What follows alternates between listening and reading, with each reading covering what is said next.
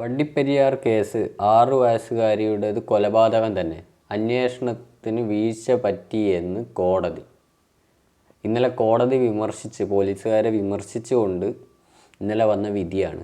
ഇന്നലെ ഈവനിങ്ങോടെ എല്ലാവരും ഏറ്റവും ഷോക്കിങ്ങായ ന്യൂസ് എന്താണെന്ന് വെച്ചാൽ വണ്ടിപ്പെരിയാറിൽ 6 വയസ്സുകാരിയെ ക്രൂരമായി ബലാത്സംഗം ചെയ്ത് കെട്ടിത്തൂക്കിയ പ്രതിയെ വെറുതെ വിട്ടു എന്ന് നമ്മളെല്ലാവരും കേട്ടത്. കാരണം നമ്മൾ വെറുതെ വിട്ടു, അങ്ങനെ ഒരു വലിയ ഒരു ബ്രൂട്ടലായിട്ടുള്ള ബലാത്സംഗം ചെയ്തൊരു പ്രതിയെ, എന്നിട്ട് കൊലപാതകം 6 വയസ്സുകാരിയായ കുട്ടിയെ അങ്ങനെ ചെയ്തൊരു പ്രതിയെ വെറുതെ വിട്ടു എന്ന് കേൾക്കുമ്പം സ്വാഭാവികമായിട്ടും എല്ലാവർക്കും ഉണ്ടായിരുന്നു ഞെട്ടൽ, എനിക്കും ഉണ്ടായിരുന്നു. പക്ഷേങ്കിലും ഇതിനെക്കുറിച്ച് ആർക്കും വലിയ ഓർമ്മകളില്ലാത്ത, ഈ ഇഷ്യൂ എന്താണെന്നുള്ള ഓർമ്മയില്ലാത്ത കുറച്ച് പേരെങ്കിലും ഉണ്ടെങ്കിൽ ഞാൻ പഴയ ഒരു ന്യൂസ് ബൈറ്റ് ശേഖരിച്ചിട്ടുണ്ട്, അതോടെ വെക്കാം. കഴിഞ്ഞ മാസം 30-ന് ലയത്തിലെ മുറിക്കുള്ളിൽ കെട്ടിയിട്ടിരുന്ന കയറിൽ തൂങ്ങിയ നിലയിലായിരുന്നു കുട്ടിയുടെ മൃതദേഹം കണ്ടെത്തിയത്. പുറത്തു പോയിരുന്ന സഹോദരൻ തിരിച്ചെത്തിയപ്പോഴാണ് മൃതദേഹം കണ്ടത്. വീട്ടിനുള്ളിൽ കളിക്കുന്നതിനിടെ കയർ കഴുത്തിൽ കുരുങ്ങിയതാണ് എന്നായിരുന്നു ആദ്യ നിഗമനം. ഇടുക്കി മെഡിക്കൽ കോളേജിൽ നടത്തിയ പോസ്റ്റ്മോർട്ടത്തിലാണ് പെൺകുട്ടി കടുത്ത പീഡനത്തിനിരയായിരുന്നതായി കണ്ടെത്തിയത്. മാതാപിതാക്കൾ രാവിലെ ജോലിക്ക് പോകുന്നത് മുതലെടുത്തായിരുന്നു പ്രതി കുട്ടിയെ ചൂഷണം ചെയ്തിരുന്നത്. കേട്ടല്ലോ, ഇതാണ് ആ കേസ്. 3 വയസ്സ് മുതൽ പ്രതിയുടെ നാട്ടുകാരനായ വിഷ്ണു എന്നാണ് പേരെന്ന് എനിക്ക് തോന്നുന്നത്, ഞാൻ ഇന്നലെ അങ്ങനെ കേട്ടത്.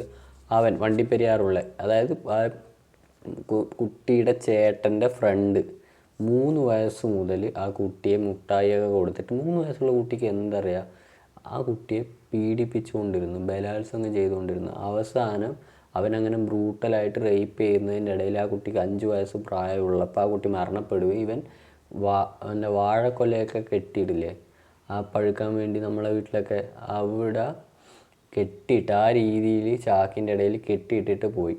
ആ കേസ് പെട്ടെന്ന് തന്നെ പോലീസ് അന്വേഷിച്ചു, പ്രതിയെ പിടിച്ചു, പ്രതി കുറ്റം സമ്മതിച്ചു, എല്ലാം ഓക്കെ. അത് ആ പ്രൊസീജിയർ അങ്ങനെ തന്നെ നടന്നുപോയി. പക്ഷേ ഇന്നലെ ആ പ്രതിയെ വെറുതെ വിട്ടു എന്നുള്ള ന്യൂസാണ് നമ്മളെല്ലാവരും ഞെട്ടിച്ചത്. എന്താണ് ഇതിൻ്റെ സത്യാവസ്ഥ എന്ന് ചോദിച്ചാൽ, സത്യം പറഞ്ഞാൽ ഈ പ്രതി കുറ്റം സമ്മതിച്ചു, എല്ലാം ശരി തന്നെ. എല്ലാ കേസിലും പ്രതിയെ നമ്മൾ കുറ്റം സമ്മതിപ്പിച്ചാൽ, പ്രതി അത് സമ്മതിച്ചു കഴിഞ്ഞാൽ ആ കുറ്റാരോപിതൻ പ്രതിയാണുള്ള. പക്ഷെങ്കിൽ അയാൾ പ്രതിയാകത്തക്ക തെളിവുകൾ നമ്മൾ കൃത്യമായിട്ട് ഇനീഷ്യൽ സ്റ്റേജിൽ തന്നെ കൃത്യമായിട്ട് രേഖപ്പെടുത്തണം. ഇവനെപ്പോലുള്ള ചെറ്റകൾ ഇനിയിപ്പോൾ ഗ്രീഷ്മക്കും എല്ലാവരെയും ഇതുപോലെ തെമ്മാടിത്തരം കാണിക്കുന്ന തന്തയില്ലാത്തവന്മാർക്കൊക്കെ വരാൻ പോകുന്ന ഒരു ധൈര്യമാണ്. അതിൻ്റെ ഏറ്റവും വലിയ എക്സാമ്പിളാണ് ഈ പ്രതി രക്ഷപ്പെട്ടത്. കാരണം ഇപ്പം ഒരു പ്രതി കുറ്റം സമ്മതിച്ചു, പോലീസ് ആ കുറ്റം സമ്മതിച്ചു, അവൻ പറഞ്ഞ തെളിവെടുപ്പിന് കൊണ്ടുപോയി, എല്ലാം ശരി തന്നെ. ഇവൻ്റെ വക്കീൽ നാളെ ഇത് പോലീസ് മർദ്ദിച്ച് പറയിപ്പിച്ചാണ്, പോലീസ് പറഞ്ഞ അന്ന സ്ഥലത്ത് പോയാൽ നീ അവിടെ ഉള്ള സാധനം, അതായത് അവിടെ എന്താണോ തെളിവ് പോലീസ് സംഘടിപ്പിക്കുന്നത് അതിൽ കുറ്റസമ്മതം നടത്തണം എന്നുള്ള രീതിയിൽ പോലീസ് ബലാത്കാരമായി മർദ്ദിച്ച് സമ്മതിപ്പിച്ചാണെന്ന് പറഞ്ഞു കഴിഞ്ഞാൽ നമുക്ക് അതിന് സോളിഡ് എവിഡൻസ് എന്ന് പറയും. ആ രീതിയിലുള്ള എവിഡൻസ് രേഖപ്പെടുത്താൻ പോലീസിന് പറ്റിയില്ലെങ്കിൽ ആ പ്രതിയുടെ വാദം സമ്മതിച്ച് പ്രതിയെ വിട്ടേക്കും. ഇനിയിപ്പോൾ ഗ്രീഷ്മയുടെ കേസിലും ഗ്രീഷ്മയ്ക്ക് ജാമ്യം കൊടുത്തല്ലോ, സാക്ഷികളെയൊക്കെ സ്വാധീനിക്കാനൊക്കെ പറ്റിയിട്ടുണ്ടെങ്കിൽ പ്രതിനെ പോലീസ് കുറ്റം സമ്മതിപ്പിച്ചാണ് പ്രതിക്ക് നേരെ അങ്ങനെ ആരോപിക്കപ്പെട്ടാണ്, പോലീസ് നിർബന്ധിച്ച് കുറ്റം സമ്മതിച്ചാണെന്നൊക്കെ വരും. ഇതേപോലെയുള്ള തെറ്റുകൾക്കൊക്കെ ഇനി ഇതേപോലെയുള്ള ക്രിമിനൽ ഒഫൻസുകൾ, ഇത്രയും ബ്രൂട്ടലായിട്ടുള്ള റേപ്പൊക്കെ ചെയ്യാനുള്ള ധൈര്യവും കിട്ടും. ഇതിൽ എനിക്ക് മനസ്സിലായത്, പോലീസ് ഭയങ്കരമായിട്ട് ആ കേസ് ഭയങ്കര ഫാസ്റ്റിൽ അന്വേഷിച്ച്. പക്ഷേ ഇതിൽ എനിക്ക് മനസ്സിലായത് ഈ ഫോറൻസിക് റിപ്പോർട്ടൊക്കെ എവിടെ പോയി എന്ന്. അതായത് ഈ കേസിൽ ഈ കുട്ടി മരണപ്പെട്ട സമയത്ത് ഇതൊരു അതായത് ഒരു കുഞ്ഞു കുട്ടി ജനലിൻ്റെ അടുത്തോ അവിടെ നിന്നാണ്ട് കെട്ടിയിട്ടുണ്ടായിരുന്നു. ഷാൾ കൊണ്ട് കളിച്ച സമയത്ത് കഴുത്തിൽ മുറുകി മരണപ്പെട്ടു എന്നുള്ള രീതിയിലാണ് ഇത് ആദ്യം എല്ലാവരും ഉറപ്പിച്ചിരുന്നത്. ആ ഡോക്ടർക്ക് ശരീരത്തിൽ നിന്നിട്ടൊരു രോമമുണ്ട്, നമ്മളെയൊക്കെ കൈയുടെ ഇവിടെയൊക്കെ വരുന്ന രോമത്തിൽ നിന്ന് ഉണ്ടായൊരു ഡൗട്ട് അത് വേറൊരാളുടെ ആണെന്ന് മനസ്സിലാക്കി. പിന്നെ ഫോറൻസിക് പരിശോധനയൊക്കെ നടത്തിയിട്ടാണ് ഈ പ്രതിയെ അറസ്റ്റ് ചെയ്തേക്കുന്നത്. ആ ഫോറൻസിക് റിപ്പോർട്ടൊക്കെ എവിടെയെന്ന് എനിക്ക് മനസ്സിലാകാത്തത്. എനിക്ക് ഉറപ്പായിട്ടും സംശയമുള്ളത് ഈ പ്രതി എന്ന് പറയുന്ന ആൾ വിഷ്ണു, അയാളുടെ ഒന്നുകിൽ ഫാമിലി റിച്ച് ആയിരിക്കണം, അല്ലെങ്കിൽ ഇയാൾക്ക് വൻ പൊളിറ്റിക്കൽ സപ്പോർട്ടോ അല്ലെങ്കിൽ വേറെ ഏതെങ്കിലും തരത്തിലുണ്ടാവണം. അല്ലാതെ ഒരു പ്രതി ഫോറൻസിക് റിപ്പോർട്ടെന്ന് പറഞ്ഞാൽ ഏറ്റവും ഇമ്പോർട്ടൻ്റ് ആയിട്ടുള്ളൊരു തെളിവാണ്. അതെവിടെ പോയി? ഇതുപോലുള്ളൊരു കേസിൽ ഫോറൻസിക് റിപ്പോർട്ടാണ് നമ്മൾ ആദ്യം ശേഖരിക്കുക.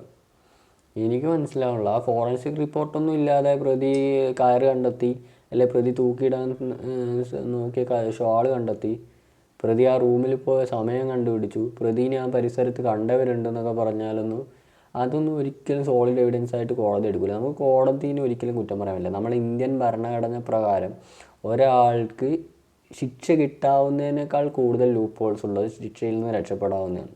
അപ്പോൾ അയാളെ കൊടുക്കണമെന്നുണ്ടെങ്കിൽ അയാളെ തെറ്റ് ചെയ്തെന്ന് നമുക്ക് സോളിഡ് എവിഡൻസുകൾ എന്ന് പറയുന്ന ഫോറൻസിക് റിപ്പോർട്ടുകളൊക്കെ എവിടെയാണ് ശേഖരിച്ച് വെച്ചേക്കുന്നത് എനിക്ക് മനസ്സിലാവുന്നില്ല. ഇവനൊക്കെ ഇനി പുറത്തിറങ്ങിയ എന്താ അവസ്ഥ? ഇന്നലെ വിധി വന്ന് അതിന് ശേഷം ജയിലിൽ നിന്ന് പറഞ്ഞയച്ച്. ശരിക്കും നാട്ടുകാർ ഇവനെ തല്ലിക്കൊല്ലുമായിരുന്നു വേണ്ടത്. ഇന്നലെ ഇവന് വിധി വന്ന് കോടതിയിൽ നിന്ന് പുറത്തിറങ്ങുമ്പോൾ നാട്ടുകാരും ആ കുട്ടിയുടെ ബന്ധുക്കളും കൂടി ഇവനെ ആക്രമിക്കാൻ നോക്കുന്ന ദൃശ്യമുണ്ട്. ഞാൻ ഇവിടെ വെക്കാം.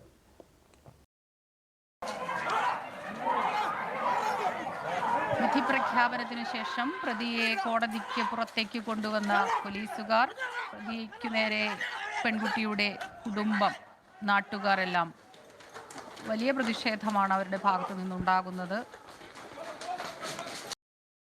നിങ്ങൾ കണ്ടല്ലോ, ഇവനെയൊക്കെ അങ്ങ് നാട്ടുകാരുടെ ഇടയിൽ വിളിച്ച് ഇറക്കി നിർത്തണം. ഇവന് കുറ്റാരോപിതനായിരുന്ന ആളെ കോടതി വെറുതെ വിട്ടു. ഇനിയും ഇവനെ സംരക്ഷിക്കേണ്ട കാര്യം എന്താണ് പോലീസിനുള്ളത്?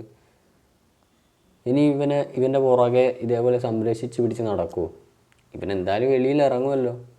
ഇവനെ പോലെയുള്ള ക്രിമിനൽസിനെ സംരക്ഷിക്കാനാണോ കേരള പോലീസ് നടക്കുക? എനിക്ക് മനസ്സിലാവുന്നില്ല. അവൻ്റെയൊക്കെ കോലം നോക്ക്. ഇവൻ ആ 2 വർഷം മുന്നേ ആ കേസ് നടക്കുമ്പോൾ എൻ്റെ ഈ കോലം പോലെ ഇരുന്നവനാണ്. ഇവനൊക്കെ തിന്ന് കൊഴുത്ത് 2 വർഷം കൊണ്ട് ജയിലിൽ ആഴ്ചയിലുള്ളിൽ കിട്ടുന്ന ചിക്കനും മട്ടനും ഒക്കെ അടിച്ച് കയറ്റി മുറ്റി കടിപ്പും മൂത്ത് ഇവൻ പുറത്തിറങ്ങിയിട്ട് ഇവൻ ഇനിയും കുഞ്ഞു പിള്ളേരെയൊക്കെ ബലാത്സംഗം ചെയ്യില്ലെന്ന് എന്താ ഉറപ്പ്? കാരണം അവന് ധൈര്യമല്ലോ. അവനിപ്പോൾ മനസ്സിലായിട്ടുണ്ടാവും ഏത് ട്രാക്കിലൂട്ട് നീങ്ങണം, ഏത് ട്രാക്കിലൂട്ടൊക്കെ ട്രാവൽ ചെയ്താൽ ഈ കേസിൽ നിന്ന് ലൂപ്പ് ഹോൾസ് കണ്ടെത്തി രക്ഷപ്പെടാമെന്നൊക്കെ കറക്റ്റ് മനസ്സിലായിരുന്നു. ഒരു കേസിന് അവന് വെറുതെ വിട്ടല്ലോ. ഇത് പുനരന്വേഷണം നടത്തുമോ അല്ലെങ്കിൽ അയാളെ വീണ്ടും പോലീസ് അന്വേഷിക്കാൻ വേണ്ടി കൊടുക്കുകയോ റിമാൻഡിലാക്കുകയോ ഒന്നും ചെയ്തിട്ടില്ല. അയാൾ കുറ്റാരോപിതനായിരുന്ന ആളാണ്, അയാളുടെ നേർക്ക് ഒരു തെളിവും ഇല്ലെന്ന് പറഞ്ഞ് കോടതി വെറുതെ വിട്ടു. അപ്പോൾ അതിന് മനസ്സിലായി ഏതൊക്കെ രീതിയിൽ കേസുകളെ വളച്ചൊടിക്കണം, എങ്ങനെയൊക്കെ പോലീസിന് മൊഴി കൊടുക്കണം, അതെങ്ങനെ കോടതിയിൽ മാറ്റി പറയണം, എന്തൊക്കെ തെളിവുകൾ മുക്കണം എന്നൊക്കെ ഇവന് കൃത്യമായിട്ട് മനസ്സിലായിട്ടുണ്ടാവും. ഇനി സിമ്പിളല്ലേ, ആരെ വേണമെങ്കിൽ ബലാത്സംഗം ചെയ്യുക, എന്ത് വേണമെങ്കിലും ചെയ്യുക, ആരെ വേണമെങ്കിലും കൊല്ലാം. ഇതുപോലെ രക്ഷപ്പെടുന്ന ലൂപ്പ് ഹോൾസ് പ്രതികൾക്കുണ്ടെന്ന് പുറത്തൊരു വലിയ ഇൻഫർമേഷൻ പരത്തിയാൽ മതിയല്ലോ. ഇവിടെയൊക്കെ ഇന്ത്യൻ ഭരണഘടനയിലുള്ള പല നിയമങ്ങളും മാറ്റി സൗദി ആ ഭരണാധികാരി അല്ലെ അവിടുത്തെ ശിക്ഷാ നിയമങ്ങൾ ഇവിടെ കൊണ്ടുവന്നാലേ ഇവിടെയെല്ലാം ശിക്ഷകൾ കിട്ടുന്നതും അല്ലെങ്കിൽ ഇതേപോലെ ക്രൈമുകൾ കുറയുന്നതും ഉണ്ടാവുള്ളൂ. അല്ലെങ്കിൽ ആളുകൾക്ക് സന്തോഷമായി. ഇനിയിപ്പോൾ ഗ്രീഷ്മയ്ക്ക് ഈ ന്യൂസ് കാണുമ്പോൾ നല്ല സന്തോഷമായിരിക്കുമോ, എനിക്കും ലൂപ്പ് ഹോളുകൾ കണ്ടെത്തി രക്ഷപ്പെടാൻ പറ്റും. കാരണം ഒരു 6 വയസ്സുകാരൻ പെൺകുട്ടിയെ ബലാത്സംഗം ചെയ്തു വന്ന ഒരു അത്രയും വൃത്തികെട്ട ജന്തു രക്ഷപ്പെട്ടില്ലേ, പിന്നെ ഇവൾക്കാണോ രക്ഷപ്പെടാനുള്ള ധൈര്യം അവൾക്കുണ്ടാവും. ഇനി ഇതേപോലെ ക്രൈമുകൾ ഇപ്പോൾ ചിന്തിച്ച് നടക്കുന്ന സൊസൈറ്റിയിൽ ഒരുപാട് ആൾക്കാരുണ്ട്. അവർ ഈ ന്യൂസ് കാണുമ്പോൾ അവരുടെ ഉള്ളിലൊരു ധൈര്യമായിരിക്കും, എവിടെയൊക്കെയോ നമ്മളെയും സംരക്ഷിക്കാൻ നിയമത്തിൽ വകുപ്പുകളുണ്ട്. കഷ്ടം.